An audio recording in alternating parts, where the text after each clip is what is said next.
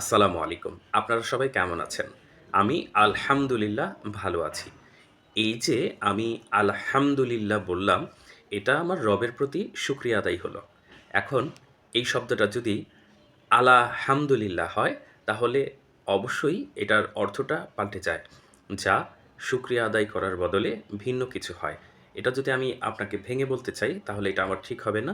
আপনার পাশে মুফতি, মুহাদ্দিস যারা আছেন তাদের কাছ থেকে অবশ্যই এর শব্দের অর্থটা জিজ্ঞেস করে নেবেন। মূল আলোচনায় আসি। দেখুন, আমরা যখন বাসায় থাকি কিংবা বের হই, ইসলাম ধর্মের বিশ্বাসী যারা, আমরা কিন্তু প্রায় শব্দই ব্যবহার করি রবের প্রতি শুকরিয়া আদায় করার জন্য। যেমন সুবহানাল্লাহ, ভালো কিছু দেখলে অবশ্যই আমরা সুবহানাল্লাহ পড়ি। আলহামদুলিল্লাহ, আমরা শুকরিয়া আদায় করি।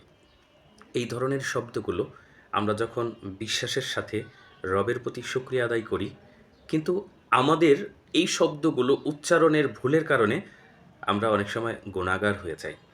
দেখুন, এটা আমার কথা না। আপনারা অবশ্যই এটা নিয়ে যখন গবেষণা করবেন, তখন এই বিষয়টা আপনাদের কাছে অবশ্যই ক্লিয়ার হয়ে যাবে। আমি শুধু এতটুকুই অনুরোধ করব, আপনারা শব্দগুলো প্রপারভাবে উচ্চারণ করুন এবং এই শব্দগুলো কী হবে ইউটিউবে সার্চ দিতে পারেন। সবচেয়ে ভালো হয় যদি আপনি আপনার পাশের মসজিদের ইমাম সাহেবের কাছ থেকে জেনে নেন, তাহলে আমার মনে হয় আমাদের যে রবের প্রতি শুকরিয়া আদায় করার ইচ্ছা, আমার রবের প্রতি যে আমার ভালোবাসা, তার প্রতি কৃতজ্ঞতা, এটা প্রপারভাবেই হবে যখন আমরা প্রপারভাবে আমাদের শেখানো এবং আমাদের উপর অর্পণ করা যে শব্দগুলো, সে শব্দগুলো প্রপারভাবে উচ্চারণ করব। আসসালামু আলাইকুম।